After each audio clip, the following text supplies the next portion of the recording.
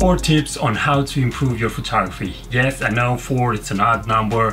5 would have sounded much better, but I thought that it's not worth introducing the 5th tip if it's not something that interesting. So let's go. 4 tips on how to improve your photography. Tip number 1 is expose for the highlights, and I talked about this in a previous video. I always say this during my workshops.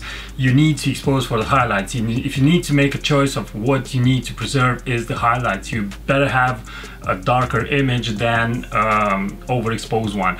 The thing that you need to pay attention to over here is what is represented in your photo by the highlights, and by this I mean to pay attention to your subject. So you need to pick your subject in such a way that in some manner represents the highlights. So the main light is on your subject, the main intensity of light is represented by your subject, and this way when you expose for the highlights you have a proper exposure for your subject, and then the rest of the photo kind of falls into a little bit of darkness, thus emphasizing your main focus, which should always be the subject. Tip number 2, it's something that is very obvious, but very often it's kind of overlooked.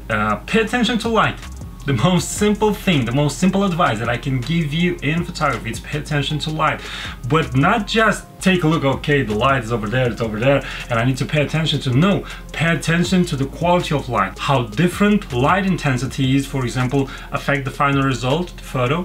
How different positions in relation to the light affect the subject. For example, you don't want to have the light perfectly behind you because you will destroy any shadow, any proportion, any form of the subject. If you have the light right in front of you, you need to be aware that the contrast is going to be really high, but the saturation of the colors and the clarity of the details, it's not going to be that great.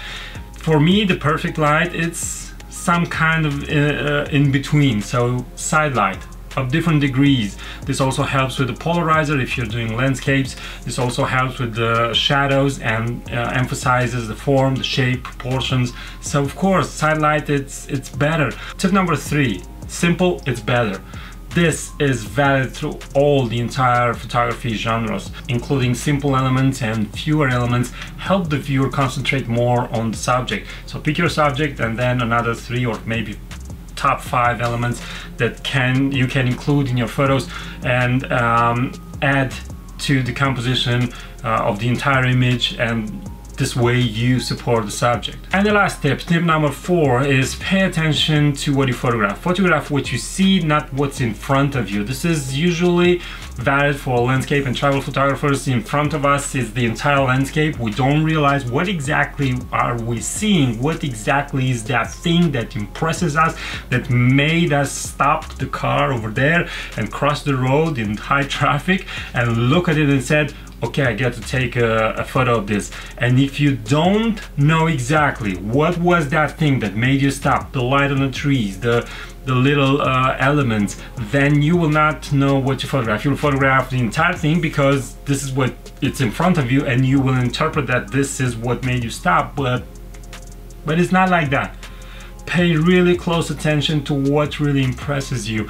Ask yourself, what is the true reason for which I stand here in front of this entire landscape? Because your eye doesn't see everything. Your eye, you have the impression that you see everything, but the brain is the one that dictates what elements to ignore and what to focus on. So be very careful to what you photograph. It's very important to realize the real reason for which you stopped in a place and determined you to photograph. Okay, I hope those 4 tips were useful to you, and until next time, keep on photographing. It's the only way you can get better.